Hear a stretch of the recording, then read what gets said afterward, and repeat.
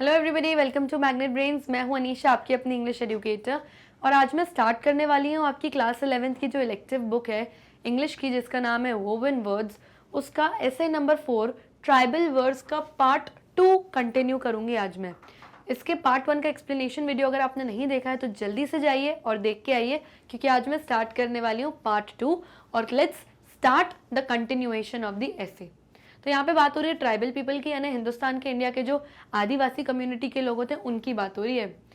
और वो लोग कैसी अलग अलग लैंग्वेजेस यूज़ करते हैं, अलग अलग उनके कल्चर्स, ट्रेडिशंस, उनके सॉन्ग्स, वो सब अब हम यहाँ पर पढ़ेंगे। So let's continue.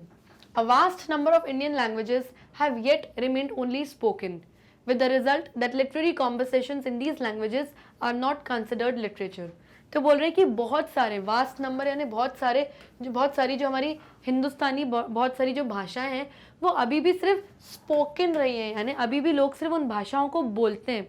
उनका कोई रिटन कॉम्पोजिशन नहीं है, यानी इनका कोई लिटरेरी कॉम्पोजिशन या कोई लिटरेचर साहित्य कोई बना नहीं हुआ है। That is why these languages are not considered literature. और इस वजह से इतनी सारी भाषाएं जो बोली जाती हैं जिनका कोई लिटरेरी कॉम्पोजिशन नहीं करा गया है, इसलिए इन भाषाओं को लिटरेचर का दर्जा नहीं दिया गया है। They are a feast for the folklorist, anthropologist and linguist, but to a literary critic they are generally mean nothing. Feast का मतलब क्या होता है? दावत। A celebration including large meals, जब कोई सेलिब्रेशन होता है, बहुत खाना होता है, दावत होती है, उसे हम फीस्ट कहते हैं। फोकलोरिस्ट कौन होता है? इसको हिंदी में बोलते हैं लोकगीतकार। Okay, a person who studies folklore as a subject, जो इन लोक गीतों को या जो इनके गानों को, ट्राइबल म्यूजिक के पोइट्रीज को सुनता है, गाता है, वो फोकलोरिस्ट होता है और जो इनकी पढ़ाई करता है। एंथ्रोपोलॉजिस्ट कौन होता है? एक ऐसा person who studies about human societies and their culture. एक ऐसा इंसान जो अलग अलग ट्राइबल सोसाइटीज़ के बारे में, कम्युनिटीज़ के बारे में पढ़ता है और उनके क्या कल्चर हैं, क्या रीति रिवाज हैं, कौन से गाने गाते हैं, वो सब पढ़ता है, वो एंथ्रोपोलॉजिस्ट। लिंग्विस्ट कौन होता है? A person skilled in many languages. एक ऐसा इंसान जिसको बहुत सारी भाषाएं आती हैं, लैंग्वेजेस आती हैं, उसे हम लिंग्विस्ट कहते हैं। तो यहाँ बोल रहे हैं कि ये जो इतना सारे जो गाने हैं, पोइट्रीज हैं, म्यूजिक एंड सॉन्ग्स हैं ट्राइबल पीपल के, जिनको सिर्फ स्पोकन, जिनको सिर्फ ओरली बोला जा सकता है, सुना जा सकता है, इनका कोई रिटन कॉम्पोजिशन या लिटरेचर नहीं है जिनकी, तो ये तो सारी ये जो बात है ये एक दावत की तरह फोकलोरिस्ट, एंथ्रोपोलॉजिस्ट और लिंग्विस्ट के लिए हो गई, क्योंकि ये लोग तो इन लोगों को पढ़ते हैं और सिर्फ सुनते हैं। लेकिन अगर आप एक लिटरेरी क्रिटिक इंसान की बात करो जो लिटरेचर को जज करता है कि क्या अच्छा क्या बुरा है, उसके लिए तो ये नथिंग के बराबर है, यानी जीरो। क्योंकि एक लिटरेरी क्रिटिक वो इंसान है जो लिटरेचर को पढ़ता है, उसके बेसिस पे सब चीज़ें जज करता है। सुनने का, भाषा को सुनने का उसका काम नहीं है, लिखित भाषा, मौखिक भाषा नहीं, लिखित भाषा का उसका काम है, तो उसके लिए तो ये कुछ भी नहीं है ना। जब तक एक लैंग्वेज को लिटरेचर नहीं कंसिडर करा गया, तब तक वो लिटरेरी क्रिटिक के लिए कोई मायने नहीं रखाएगा। Similarly several nomadic Indian communities are broken up and spread over long distances, but survive as communities because they are bound by their oral epics। Nomads कौन लोग होते हैं? नोमैड्स होते हैं वो लोग जो इधर उधर भटकते रहते हैं। इस मौसम में इधर चले गए, टेंट लगा के इस गांव में बस गए, कोई और मौसम, बारिश का मौसम आया, अपना बोरिया बिस्तर उठाया, चले गए किसी दूसरे जंगल के एक एरिया में, जाके उनका जत्था वहीं बैठ गया और वहीं कुछ महीनों के लिए रहने लगा। जो वॉन्डर करते हैं, जो इधर उधर भटकते रहते हैं, उनका कोई फिक्स्ड हाउस नहीं होता। तो नोमैडिक कौन वो लोग होते हैं? People who live like nomads, यानी वॉन्डरर्स जो इधर उधर भटकते रहते हैं।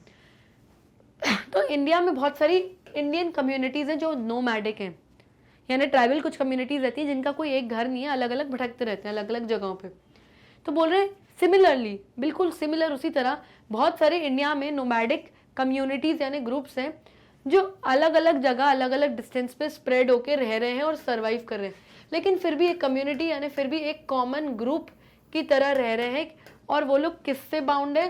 क्योंकि वो लोग बंधे हुए हैं, जुड़े हुए हैं अपने ओरल एपिक से, यानी अपने गाने, अपनी लैंग्वेज, अपनी पोइट्री, जिनसे ये लोग जुड़े हुए हैं। इसीलिए भले दूर दूर भी रह रहे हैं इनकी कम्युनिटीज़, लेकिन फिर भी वो अपने आप को एक कॉमन कम्युनिटी ही बोलते हैं, क्योंकि इनकी भाषा, इनके गाने, इनके रीति रिवाज सब एक है, कॉमन है। The wealth and variety of these works is so enormous that one discovers their neglect with a sense of pure shame. किसी को निग्लेक्ट करना है यानी किसी को आप इग्नोर कर रहे हो, भाव नहीं दे रहे हो।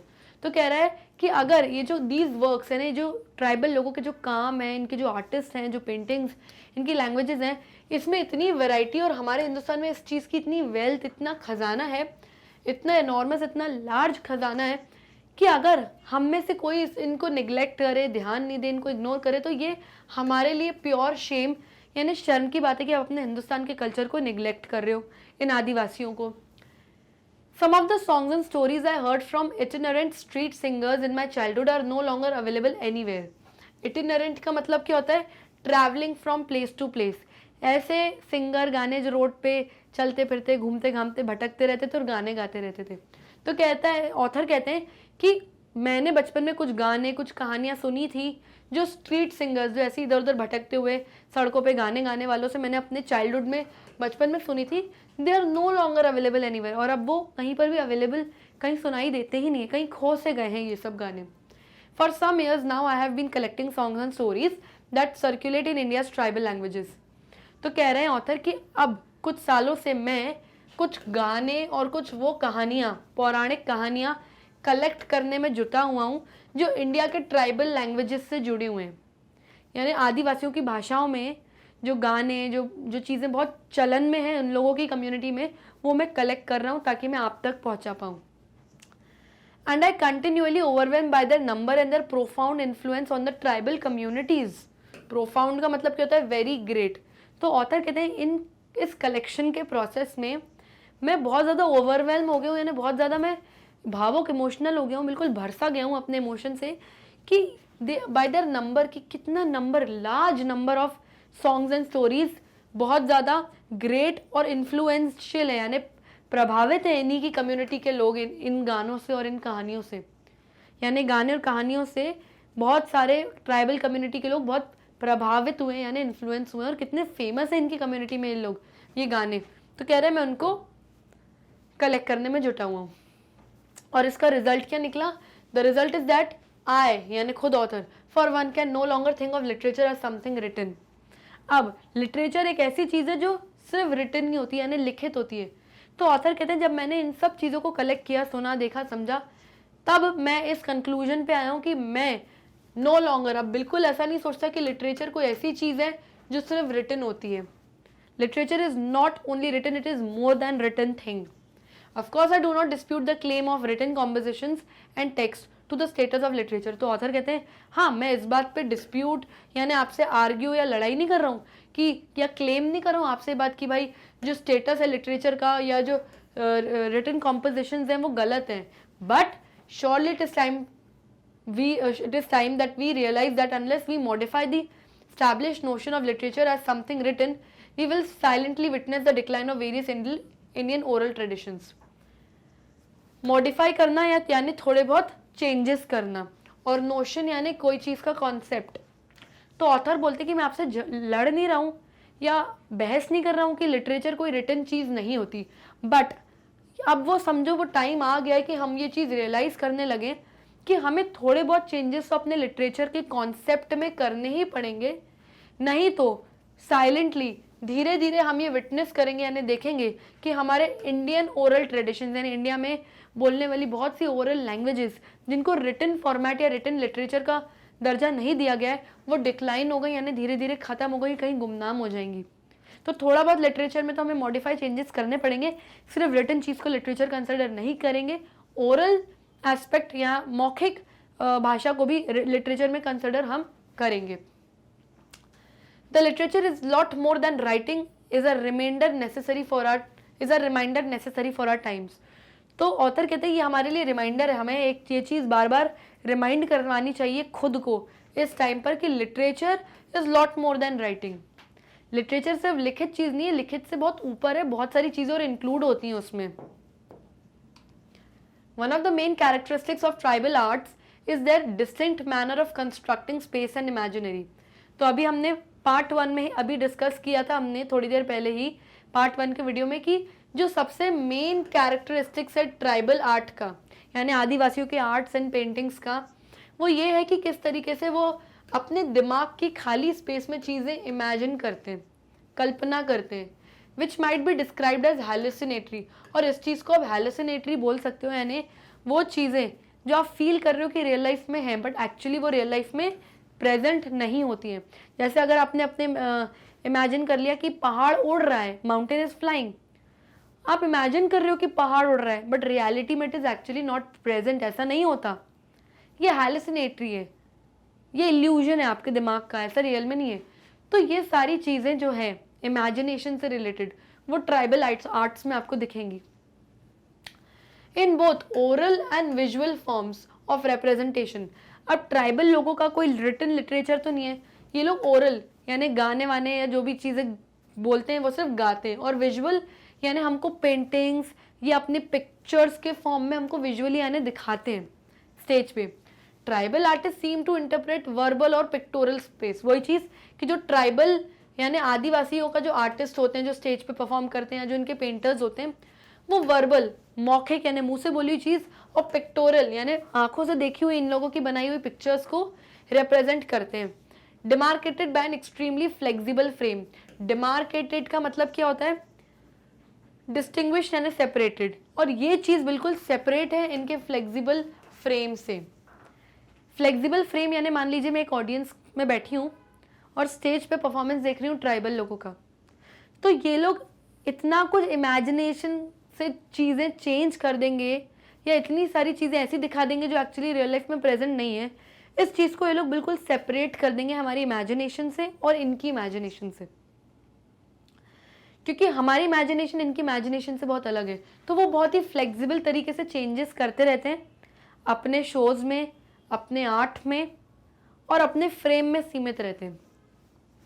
The boundaries between art and non art become almost invisible. और जो एक फाइन लाइन, जो बाउंड्री होती है जिससे हम ये बता सकते हैं कि हाँ ये एक प्रॉपर आर्ट है, या हम बोल सकते हैं नहीं ये आर्ट क्या है, ये दिस इज़ नॉन आर्ट, ये कोई आर्ट नहीं है, वो चीज़ तो इनविजिबल ही हो जाती है, गायब हो जाती है। हम समझ ही नहीं पाते इनके शोज़, इनकी पेंटिंग्स, इनके आर्ट को देख के कि आर्ट यानी कला और कला की कला क्या है और कला क्या नहीं है, क्योंकि दोनों चीज़ों को ये लोग मिक्स कर देते हैं। फ्लेक्सिबली कुछ भी चेंजेस करके हमें दिखा देते हैं, कुछ भी दिखा देते हैं ये लोग। A tribal epic can begin its narration from trivial everyday event. Epic का मतलब क्या होता है? कोई लॉन्ग स्टोरी, कोई long poem narrating events of the past. तो कोई एक लॉन्ग पोम, कहानी या कविता जिसमें पास्ट के पूरे इवेंट्स हमें दिखाए जा रहे हैं या दर्शाए जा रहे हैं। नरेशन यानी जिस तरीके से वो हमें ये पूरी कहानियाँ सुना रहे हैं पास्ट की। ट्रिवियल का मतलब क्या होता है? अ लिटिल इम्पॉर्टेंस, कोई ऐसी चीज़ जो ज़्यादा इंपॉर्टेंट नहीं है, थोड़ी बहुत इंपॉर्टेंट है बस। तो जो ट्राइबल एपिक, अगर हम कोई ट्राइबल कहानी सुन रहे हैं किसी ट्राइबल के मुंह से, तो वो शुरू कैसे होती है? It begins with the trivial everyday event, कि रोज़मर्रा की छोटी मोटी चीज़ें जो शायद हमारी लाइफ में इतनी इंपॉर्टेंट नहीं है, ब्रश करना, हाँ थोड़ी देर खाना खाना, इन सब चीज़ों से इनकी कहानी धीरे धीरे शुरू होती है कि कैसे हम खाते हैं, कैसे उठते हैं। फिर बताते हैं ये लोग अपनी ट्राइबल पेंटिंग्स दिखाते हैं। Merge with living space of the two were one and the same. तो यही सारी चीज़ें पहले ये लोग बताते हैं विच इज़ ओरली, और यही सारी चीज़ें फिर ये लोग अपनी ट्राइबल पेंटिंग्स के थ्रू हमें दर्शाते हैं कंबाइन करके, विच इज़ पिक्टोरल यानी विजुअल टर्म्स में आप देखते हो, इसमें कुछ भी रिटन नहीं है, ओनली वर्बल एंड विजुअल। ठीक है, और ये हमें दर्शा देते हैं कि ये वन एंड ऑल सेम है, कि जो भी हम बोल रहे हैं और जो भी आप देख रहे हो वो दोनों चीज़ें सेम है। And within the narrative itself और within the painted imaginary, और जो भी नरेशन, जो भी कहानी आप सुन रहे हो और जो भी पेंटिंग है, जो भी इमेजिनेशन से बनी हुई जो पेंटिंग जो भी आप देख रहे हो, there is no deliberate attempt to follow sequence. उसमें कोई सीक्वेंस, कोई ऑर्डर नहीं होता जो ये लोग फॉलो करते हैं कि हाँ पहले मुझे ये चीज़ बतानी है और इसी के साथ मुझे ये चीज़ पेंटिंग इससे रिलेटेड शो करनी है। नहीं, कुछ भी पहले दिखा देंगे, कुछ भी पहले सुना देंगे, या कुछ भी पहले, मतलब इनका कोई सीक्वेंस नहीं है, इनका बहुत फ्लेक्सिबल फ्रेमवर्क चलता है। The episodes retold and the images created take on the apparently chaotic shape of dreams. Episodes retold, मान लीजिए किसी आर्टिस्ट, ट्राइबल आर्टिस्ट कोई स्टेज पे परफॉर्म कर रहा है और हम देखने गए, तो ये अपने एपिसोड्स को रीटोल्ड करते हैं, यानी पहले जो इन्होंने कभी परफॉर्म किया हो इसी में ही थोड़े बहुत चेंजेस करके आज एक नया शो हमारे सामने प्रेजेंट कर देंगे, कुछ भी नया नहीं दिखाएंगे, जो पहले से दिखाया हुआ उसी को रीटोल्ड, उसी को हमें वापस बताएंगे थोड़े बहुत माइनर चेंजेस से। इनका वही स्टाइल होता है गाना गाने का, वही स्टाइल होता है बोलने का, वही सारे डायलॉग्स होते हैं, बस थोड़े बहुत चेंजेस होते हैं। And the images created taken on the apparently chaotic shapes of dream. Apparently यानी कि as far as one knows, जहाँ तक जिसको नॉलेज है पता है, ये हम लोगों के माइंड में chaotic शेप्स ऑफ ड्रीम्स लाएगा, यानी हम कहीं ना कहीं कंफ्यूज हो जाएंगे। chaotic यानी कंफ्यूज हो जाएंगे कि ये चल क्या रहा है, आखिर हो क्या रहा है, कहीं से भी कुछ भी दिखा रहे हैं ये लोग। तो इतना फ्लेक्सिबली ट्राइबल लोग अपने शोज को दिखाते हैं, लेकिन they are full of art, art से, कला से भरे हुए हैं। इन अ ट्राइबल रामायण, अब यहाँ पे वही एग्जाम्पल आ रहा है कि ये लोग कहीं से कुछ भी दिखा देते हैं। रामायण जब हम नॉर्मल देखने जाते हैं तो वही होती है जो राम सीता से रिलेटेड होती है। अगर ट्राइबल लोग अपनी रामायण जब दिखाते हैं, an episode from Mahabharata makes a sudden and surprising appearance, यानी रामायण चल रही है और सडनली बीच में महाभारत का कोई सरप्राइजिंग अपीयरेंस आ जाता है, महाभारत शुरू हो जाती है बीच में, तो ये लोग रामायण के बीच में महाभारत दिखा देते हैं, विच इज कंफ्यूजिंग। कुछ भी ट्राइबल पेंटिंग्स दिखा देंगे, contains the mixture of traditional and modern imagery. कोई भी पेंटिंग दिखाएंगे तो उसमें ट्रेडिशनल चीजें मिक्स कर देंगे मॉडर्न इमेजिनेशन से, जो आज के ज़माने में चल रही है। तो ये लोग कुछ भी फ्लेक्सिबली चेंजेस कर देते हैं। In a way the syntax of language and the grammar of painting are the same. Syntax का मतलब क्या होता है? The arrangements of words to create well form sentences on a language. किसी भाषा में हम जब वर्ड्स को आसपास अरेंज करके एक प्रॉपर वेल फ्रेम्ड सेंटेंस बनाते हैं, उसे हम कहते हैं सिंटेक्स। तो वो कह रहे हैं कि जो सिंटेक्स है लैंग्वेज की, यानी इन लोगों ने अपने शब्दों को मिला के जो प्रॉपर एक भाषा या प्रॉपर एक वेल फ्रेम्ड सेंटेंस बनाया है, और जो ग्रामर है पेंटिंग की। अब ये बात सुन के आपको बड़ा अजीब लगेगा कि पेंटिंग की ग्रामर, तो यस, पेंटिंग की भी ग्रामर होती है। किसी भी भाषा की जब हम सब भाषा को पढ़ना है तो उसकी ग्रामर पढ़नी पड़ती है। तो अगर पेंटिंग भी सीखना है, लर्न करना है, तो पहले उसकी ग्रामर, उसकी कॉन्सेप्ट्स पढ़ने पड़ेंगे। तो वो कह रहे हैं कि जो जिस तरीके से लोग अपनी लैंग्वेज फ्रेम कर रहे हैं और जो इनकी पेंटिंग की जो भी ग्रामर इन्होंने क्रिएट करी हुई है, दे आर द सेम। वो दोनों एक ही चीज़ है, बस थोड़े बहुत ये लोग चेंजेस करते रहते हैं ताकि ऑडियंस बोर ना हो, कंफ्यूज ना हो। As if literature were painted words and paintings were a song of images. और इस तरीके से ये सिंटेक्स और ग्रामर की पेंटिंग को कंबाइन करते हैं, मिक्स करते हैं, जैसे कि लिटरेचर इनके लिए कोई रिटन चीज़ नहीं हो, बल्कि पेंटेड वर्ड्स हैं, यानी कुछ छपे हुए शब्द जो इनके पुराने ज़माने में कभी किसी ने लिखे होंगे या कुछ जड़े होंगे पत्थरों पे इनके पूर्वजों ने। And painting were a song of images. और पेंटिंग्स ऐसे ऐसे चेंज होती हैं हमारे सामने, ऐसे ऐसे स्क्रीन पे आती हैं जैसे कोई इमेजेस का गाना बज रहा है हमारे माइंड में, जैसे कोई म्यूजिक चल रहा है, जैसे जैसे इमेजेस चेंज होती जा रही है। Yet it is not safe to assume that tribal arts do not employ any ordering principles. Principles का मतलब होता है रूल्स, लेकिन फिर भी ये बात बोलना बहुत गलत है कि जो ट्राइबल आर्ट्स हैं, जो आदिवासियों के जो कला की चीज़ें हैं, वो कोई रूल्स एंड रेगुलेशंस फॉलो नहीं करते। क्योंकि अभी हमने कुछ स्लाइड्स में पढ़ा कि ट्राइबल लोग कुछ भी कहीं से मिक्स करके कुछ भी फ्लेक्सिबल फ्रेम बना देते हैं आपको दिखाने के लिए, लेकिन यहाँ पे वो बोल रहे हैं फिर भी ये बात कहना बहुत गलत है कि ट्राइबल लोगों के कोई प्रॉपर उनके रूल्स एंड रेगुलेशंस नहीं होते। ऑन द कॉन्ट्ररी, यानी इसी के विपरीत, the ordering principles are very strict. बल्कि इनके जो प्रिंसिपल्स, इनके जो रूल्स एंड रेगुलेशंस होते हैं आदिवासियों के, वो बल्कि बहुत स्ट्रिक्ट होते हैं। The most important among these is convention. और इन सारे रूल्स में से जो सबसे इंपॉर्टेंट रूल है वो है कन्वेंशन, यानी the way in which something is done, वो तरीका जिससे कोई चीज़ करी जाती है। तो जो भी तरीके ये लोग यूज़ करते हैं किसी भी चीज़ को करने के लिए, वो उस पर बहुत स्ट्रिक्ट हैं, वैसे ही करते हैं। इन लोगों को उन तरीकों में कोई चेंजेस कभी नहीं चाहिए। Though the casual spectator may not notice, every tribal performance and creation has at its back another such performance और creation belonging to a previous occasion. Spectator यानी कि a person who watches a show, एक ऐसा इंसान जो show देख रहा है इनका, वो स्पेक्टेटर है। तो यहाँ ये बोल रहे हैं कि जो भी ये लोग स्टेज पे अपना ट्राइबल शो दिखाते हैं, वो पहले किसी परफॉर्मेंस का ही क्रिएशन का रिजल्ट है। यानी पहले जो उन्होंने मान लो 10 दिन पहले परफॉर्म किया होगा, वही सेम चीज़ वो लोग आज भी परफॉर्म कर रहे हैं, बस थोड़े बहुत माइनर चेंजेस कर रहे हैं। स्पेक्टेटर यानी ऑडियंस में बैठे हुए हम लोग ये चीज़ नोटिस नहीं कर पाएंगे, बट एट इट्स बैक यानी अगर बिहाइंड द स्टेज की बात करें तो परफॉर्मेंस पूरी सेम है। 10 दिन से वही चली आ रही है, हर दिन ये लोग 1 घंटा मानो परफॉर्म करते हैं, रोज़ की परफॉर्मेंस वही सेम है, कुछ नया कुछ डिफरेंट नहीं है, बस हल्के फुल्के minor changes which is belonging to a previous occasion. जो पहले इनकी लाइफ में कभी कोई ओकेजन हुआ होगा उसी को इन्होंने प्ले फॉर्म में या फिर किसी स्टेज शो फॉर्म में इन्होंने रिप्रेजेंट कर दिया हमारे सामने। तो ये चीज़ इनको समझ आएगी, हम देखने वालों को समझ में नहीं आएगी कि चीज़ें वही सेम चल रही हैं, बस थोड़े बहुत माइनर चेंजेस हैं। The creativity of the tribal artist lies in adhering to the past. Adhering का मतलब क्या होता है? Believe and follow the practices of. तो जो ट्राइबल आर्टिस्ट होता है, जो आदिवासी के जो आर्टिस्ट होते हैं, जो कलाकार होते हैं, वो अपनी वही क्रिएटिविटी, अपनी वही कला दिखाते हैं जो कभी ना कभी इन्होंने पास्ट में फॉलो करी है या प्रैक्टिस करी है। जो चीज़ें अपनी डेली लाइफ में वही अपनी कला में रिप्रेजेंट करते हैं, while at the same time slightly subverting it. और उसी के साथ साथ उस कला को लोग थोड़ा बहुत सबवर्ट कर देते हैं यानी चेंज कर देते हैं, ताकि ऑडियंस बोर ना हो कि वही चीज़ दिखा रहे हैं।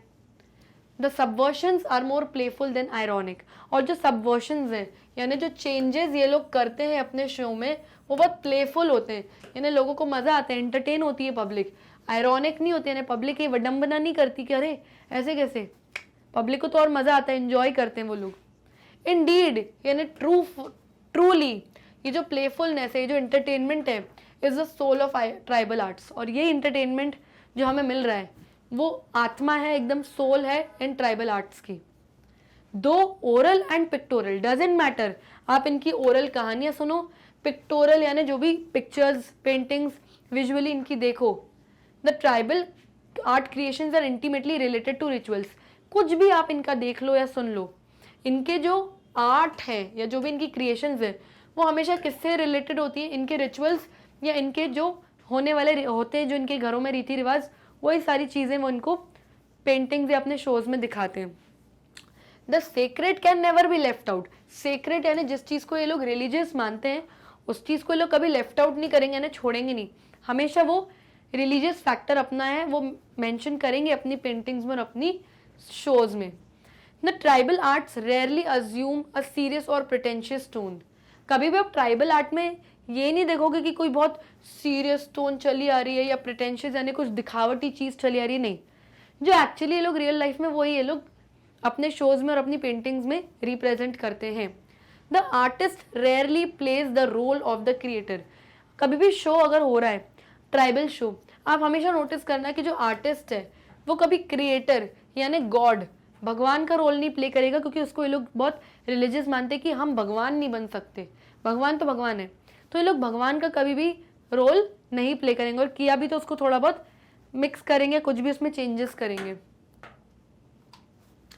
Listening to tribal epics can be great fun as even the heroes are not spared the occasional shock of artists' humour. तो ये बड़ी अच्छी बात है कि जब भी आप ट्राइबल एपिक सुनोगे यानी ट्राइबल लोगों की कहानियाँ वहानियाँ आप सुनोगे तो बहुत फन, ग्रेट फन है, वो मज़ा आएगा सुनने में।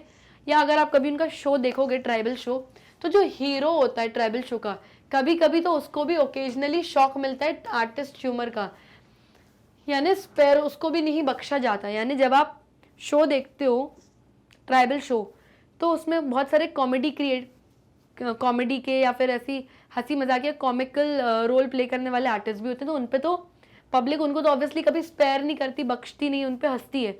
कभी कभी तो हीरो भी इतना फनी दिखने लगता है अपने अटायर से, अपने डायलॉग से, कि पब्लिक उस पर ह्यूमर यानी हंसती है और बहुत मजाक उड़ाती है। तो हीरो को भी कई बार बख्शा नहीं जाता है।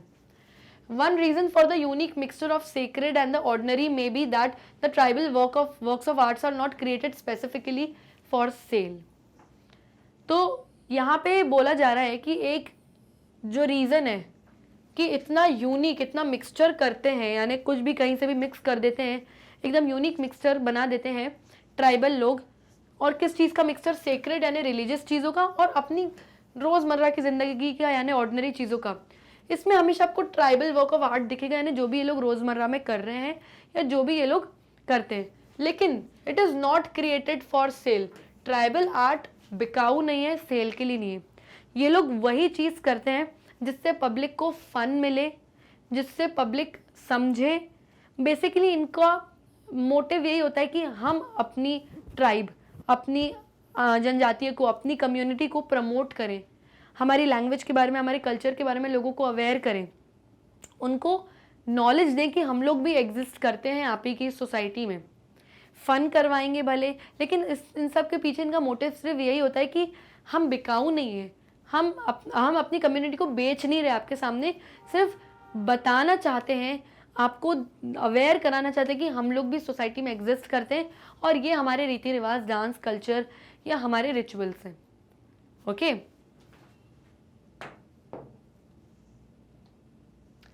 Artists do expect a certain amount of patronage from the community. अब जो आर्टिस्ट होते हैं, यानी जो इनके ट्राइबल कलाकार होते हैं, ये कुछ अमाउंट ऑफ पैट्रनेज एक्सपेक्ट करते हैं कि हमें कम्युनिटी से मिल जाए। पैट्रनेज यानी स्पॉन्सरशिप या बोले तो सपोर्ट, कि कुछ सपोर्ट मिल जाए सारी कम्युनिटी का ताकि हम लोग फेमस हो जाएं। Like artist in any other context, कोई भी आर्टिस्ट एनी अदर कॉन्टेक्स्ट यानी कोई भी आर्टिस्ट अगर होगा तो यही बोलेगा कि भाई मुझे कहीं ना कहीं सपोर्ट मिल जाए, मैं फेमस हो जाऊं, ऐसा कुछ। But since those performing rituals are very often artists themselves, there is no element of competition in patron artist relationship। तो यहाँ ये बोला जा रहा है कि जो आर्टिस्ट परफॉर्म कर रहा है एक ट्राइबल आर्ट के शो में, वो खुद उस ट्राइब का ही है ना। मान लो अगर मैं सिंधी हूँ और मैं कोई सिंधी शो में परफॉर्म कर रही हूँ तो मैं सिंधी आर्टिस्ट हुई, तो परफॉर्म करने वाली तो मैं खुद सिंधी ही हुई ना।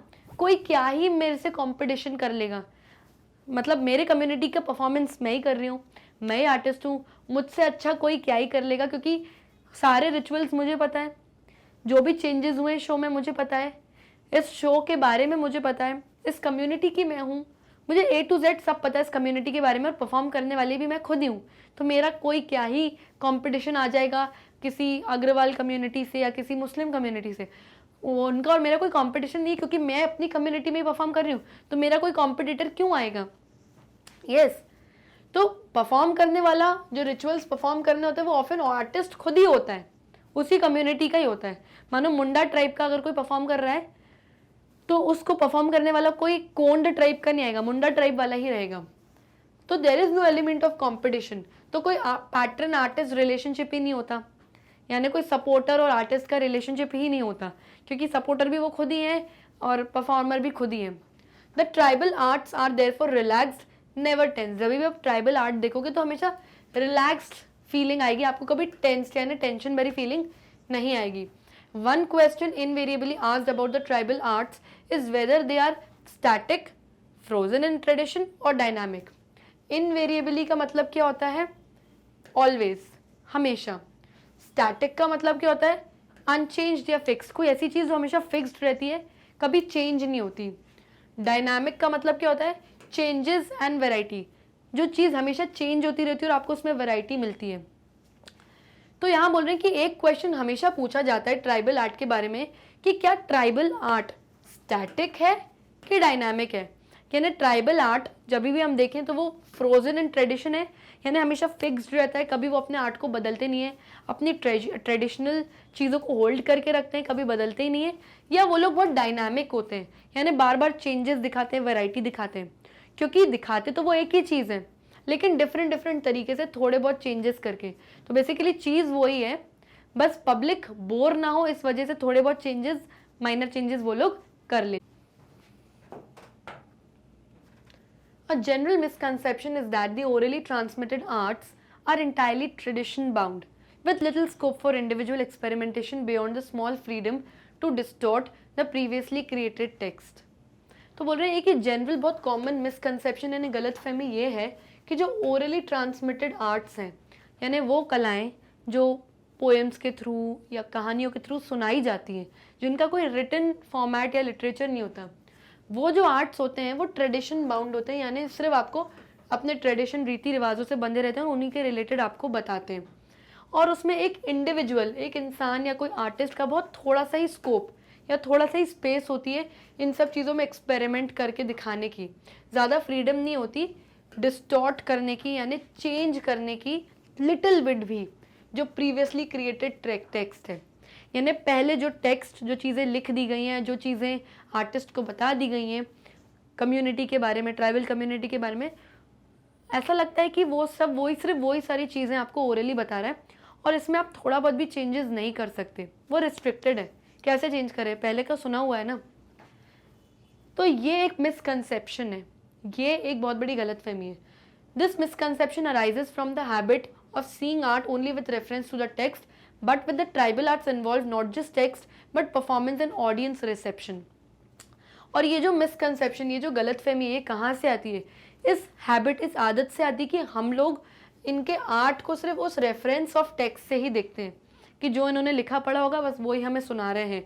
लेकिन ऐसा नहीं है। जो ट्राइबल आर्ट होता है उसमें सिर्फ टेक्स्ट इन्वॉल्व नहीं होता बट परफॉर्मेंस भी इन्वॉल्व होती है। जो लिखा हुआ उस पर लोग परफॉर्म करते हैं। मान लीजिए अगर नीरजा की कहानी लिखी गई थी तो जब सोनम कपूर ने मूवी में उसको पूरा परफॉर्म किया तो उसमें बहुत सारी चीज़ें चेंज भी करी गई होंगी, तब जाके तो ऑडियंस एंटरटेन हुई और मूवी को पसंद किया। गाने थे मूवी में, सॉन्ग्स थे, हीरो था, बहुत सी चीज़ें थी। तो एग्जैक्टली ट्राइबल आर्ट की भी जो ट्राइबल लोगों की पुरानी पौराणिक कहानियाँ होती हैं उसको जब वो लोग परफॉर्म करते हैं तो वो वही चीज़ें, सिर्फ ट्रेडिशनल चीज़ें परफॉर्म नहीं करते हैं, बहुत सारी चीज़ें उसमें और ऐड ऑन करते हैं जो उनकी परफॉर्मेंस को इन्हांस करें ताकि उससे उनको ऑडियंस रिसेप्शन मिले। यानी ऑडियंस उनके आर्ट को अंडरस्टैंड करे, समझे और इंटरटेन हो साथ ही साथ, यानी receive and understand. Experimentation in the tribal arts can be understood only when they are approached as performing arts. अगर आपको ट्राइबल आर्ट्स में कोई एक्सपेरिमेंटेशन समझना है कि ये लोग कैसे एक्सपेरिमेंट करते हैं थोड़े बहुत चेंजेस करके, तो वो सिर्फ आप तभी समझ पाओगे when they are approached as performing arts. यानी खुद जो ट्राइबल आर्टिस्ट जो खुद परफॉर्म कर रहे हैं वो ही एक्सपेरिमेंट कर सकते हैं, वो ही अपने कला में थोड़े बहुत चेंजेस कर सकते हैं और ये सारी चीज़ें उन्हीं को समझ में आएंगी, हमें समझ में नहीं आएंगी। फॉर एग्जाम्पल मेरे ट्रेडिशनल मतलब मेरे रीति रिवाजों में थोड़े बहुत चेंजेस मैं खुद कर सकती हूँ, कोई दूसरा बंदा आके नहीं कर पाएगा क्योंकि उसको समझ ही नहीं है ना। तो जो एक्सपेरिमेंट कर रही हूँ, थोड़े बहुत चेंजेस कर रही हूँ, वो मैं समझ सकती हूँ, कोई दूसरा बंदा नहीं समझ पाएगा। Non tribals usually fail to notice that. Non tribals यानी वो लोग जो ट्राइबल नहीं होते, जैसे हम लोग मॉडर्न लोग, हम लोग नॉन ट्राइबल हैं, हम फेल हो जाएंगे इस चीज़ को नोटिस करने में कि क्या चेंजेस या क्या एक्सपेरिमेंट किए, क्योंकि हम लोग उनके ट्राइब का पार्ट हैं ही नहीं। All of India's tribal communities are basically bilingual, क्योंकि इंडिया की जितनी भी ट्राइबल कम्युनिटीज है मोस्ट ऑफ देम वो सब बायलिंगुअल है, यानी 2 लैंग्वेजेस फ्लुएंटली बात कर सकती हैं। तो जो भी वो एक्सपेरिमेंटेशन कर रहे होंगे अपने शो में वो 2 लैंग्वेज से मिक्स करके कर रहे होंगे। अब हमें उनकी लैंग्वेज नहीं पता, तो हम क्या ही समझ लेंगे या एक्सपेरिमेंट को नोटिस कर लेंगे। All bilingual communities have an innate capacity to assimilate outside influences. Innate का मतलब क्या होता है? इनबॉर्न, जो चीज़ें बाय बर्थ आपके अंदर नेचुरली इनबॉर्न होती हैं। एसिमिलेट करना क्या होता है? Take in and understand fully. किसी चीज़ को आप टेक इन लेते हो, सुनते हो और उस चीज़ को पूरा अंडरस्टैंड करते हो यानी समझ जाते हो। तो जितनी भी बायलिंगुअल कम्युनिटीज़ हैं हमारे हिंदुस्तान में, यानी जो कम्युनिटीज़ जो 2 लैंग्वेजेस, वो कम्युनिटीज़ जो 2 लैंग्वेजेस अच्छे से बात कर सकते हैं, उनके अंदर ये नेचुरल इनबॉर्न कैपेसिटी है कि वो आउटसाइड इन्फ्लुएंसेस, बाहर की जितनी भी चीज़ें हैं उनको सुने और समझ पाएँ, क्योंकि ऑलरेडी 2 लैंग्वेजेस उनको आती हैं। And in this case a highly evolved mechanism for responding to the non tribal world. और यही केस है कि हम लोग हाईली इवॉल्व हो चुके इस मैकेनिज्म में जो नॉन ट्राइबल वर्ल्ड को रिस्पॉन्ड कर से। यानी हम ट्राइबल्स को नहीं समझ सकते लेकिन वो हमें ज़रूर समझ सकते हैं क्योंकि वो बायलिंगुअल, उनको हिंदी भी शायद आती होगी, इसीलिए वो हमें समझ जाते हैं, हम उन्हें नहीं समझ पाते। और यही मैकेनिज्म है, यानी पूरा प्रोसेस टाइप का है। The tribal oral stories and songs employ bilingualism in such a complex manner that a linguist who is not alert to the complexity is in danger of dismissing the tribal languages altogether as dialects of India's major tongues. अब ये बड़ी अच्छी बात है। Linguist कौन होता है? वो इंसान जिसको बहुत सारी लैंग्वेजेस आती हैं, वो स्किल्ड है बहुत सारी लैंग्वेजेस में। डिसमिसिंग का मतलब निगलेक्ट कर देना यानी इग्नोर कर देना क्योंकि समझ ही नहीं आया। बायलिंगुअलिज्म यानी जो ट्राइबल ओरल स्टोरीज है, जो ट्राइबल लैंग्वेज अपनी ओरल कहानियाँ और गाने आपको सुनाते हैं, वो बायलिंगुअलिज्म होती है। यानी उसमें 2 लैंग्वेजेस इन्वॉल्व होती हैं, 2 लैंग्वेजेस का उसमें कॉम्प्लेक्स यानी डिफिकल्ट टू अंडरस्टैंड करने वाला मिक्सचर। 2 लैंग्वेजेस मिक्स हुई हैं और बहुत कॉम्प्लेक्स हैं। कभी कभी वो इतनी डिफिकल्ट हो जाती है कि जो लिंग्विस्ट होता है, जिसको सब लैंग्वेजेस आती हैं, वो तक इस कॉम्प्लेक्सिटी, इस डिफिकल्टी ऑफ लैंग्वेज के डेंजर यानी खतरे में आ जाता है कि वो निग्लेक्ट कर जाता है, उसको समझ ही नहीं आती कि क्या बोला सामने वाले ने कि इस ट्राइबल लैंग्वेज में। और वो क्या समझने लगता है कि हिंदुस्तान में बोलने वाली मेजर टंग्स यानी हिंदुस्तान में बोलने वाली जो मेन भाषाएं हैं, उनमें से शायद किसी एक भाषा में से ये एक भाषा होगी, क्योंकि वो इतना कंफ्यूज हो जाता है, उसको समझ ही नहीं आती। तो कभी कभी ऐसा भी होता है। The language into which the works have been translated, English, carries massive colonial baggage. अब जितना भी ट्राइबल वर्क है या जितना भी ट्राइबल चीज़ों को हम तक लाया जा रहा है, ट्रांसलेट करके, अनुवाद करके, वो कौन सी लैंग्वेज में लाया जा रहा है? इंग्लिश लैंग्वेज में। आज हम जो ये पढ़ रहे हैं वो इंग्लिश में ही पढ़ रहे हैं। यस, तो जो इंग्लिश भाषा है, इसने अपने कंधों पर मैसिव यानी वेरी लार्ज, बहुत बड़ा कलोनियल बैगेज यानी बोझ रखा हुआ है। कलोनियल मतलब control by one power over a dependent area.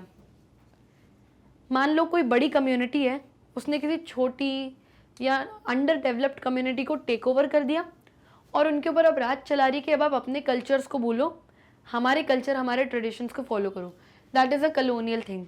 ये सारी चीज़ें पास्ट में हुई थी। तो ट्राइबल पास्ट जो है, जो आदिवासियों का जो हिस्ट्री है उनकी, उसमें कलोनियलिज्म हुआ था मुंडा ट्राइब के ऊपर।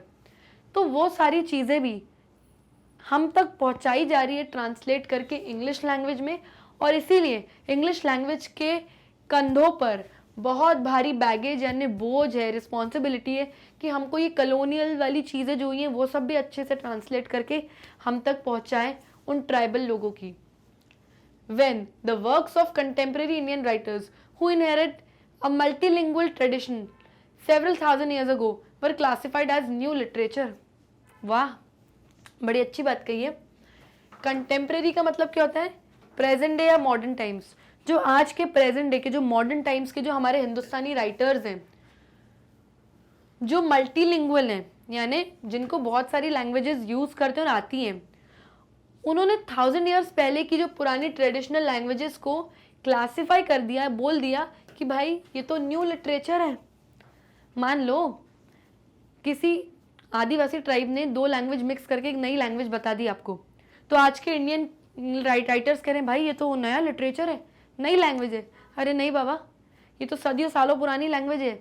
आप इसको आज सुन रहे हो, आप इसको आज पढ़ रहे हो इस लैंग्वेज को, तो आपको लग रहा है कोई नया लिटरेचर है। इसमें कुछ नया नहीं है। This is very old from the past time. Western academics had no idea how comical this classification looked to the literary community in India.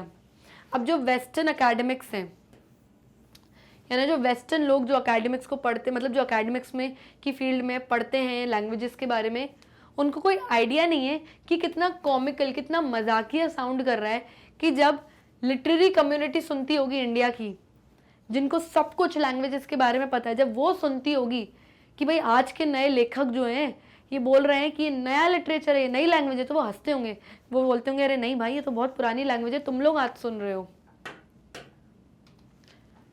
Hence it is necessary to assert that the literature of the Adivasis is not a new movement or a fresh trend in the field of literature. Assert यानी कोई चीज़ declare करना, यानी आप सबके सामने confidently बोल रहे हो। तो ये डिक्लेयर करना, ये अनाउंसमेंट करना बहुत इंपॉर्टेंट है कि जो लिटरेचर है आदिवासीज की या जो उनकी लैंग्वेज है, वो कोई नया मूवमेंट या कोई नई चेंज्ड चीज़ आपके सामने नहीं आई है, या कोई फ्रेश नया ट्रेंड या फिर कोई ट्रेंडिंग चीज़ या कोई नई लैंग्वेज या लिटरेचर नहीं आई है आपके सामने। Most people have simply been unaware of its existence. बहुत सारे लोग तो इस लैंग्वेज के एग्जिस्टेंस के बारे में, मौजूद होने के बारे में भी अनअवेयर है कि अच्छा ये लैंग्वेज एग्जिस्ट भी करती है, उन्हें यही नहीं पता। And that is not the fault of the tribals themselves. और ये जो गलती है ये ट्राइबल्स की नहीं है, ये आदिवासियों की गलती नहीं कि आपको उनकी लैंग्वेज के बारे में पता ही नहीं है।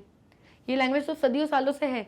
आप सुन आज रहे हो तो आप इसको बोल रहे हो न्यू लिटरेचर है। नहीं भैया, बहुत पुरानी लैंग्वेज है। What might be new is the present attempt to see imaginative expression in tribal language not as folklore but as literature, and to hear tribal speech not as dialect but as a language. तो वो कह रहे हैं नई चीज़ present time में ये होनी चाहिए कि ट्राइबल लैंग्वेज जो बोली जा रही है वो बहुत, ट्राइबल लोग बहुत इमेजिनेटिव एक्सप्रेशंस में बोलते हैं। तो जो इनकी इमेजिनेशन है, जो इनकी कला है, इसको पेपर पे उतार के इसको प्रॉपर लिटरेचर का दर्जा दिया जाए। इसको फोकलोर यानी कोई ट्रेडिशनल गाने, कल्चर्स, इनके ट्राइबल चीज़ें जो एक जनरेशन से दूसरी जनरेशन तक ओरली मौखिक रूप से जो पास होती आ रही है, इसको रोक दिया जाए।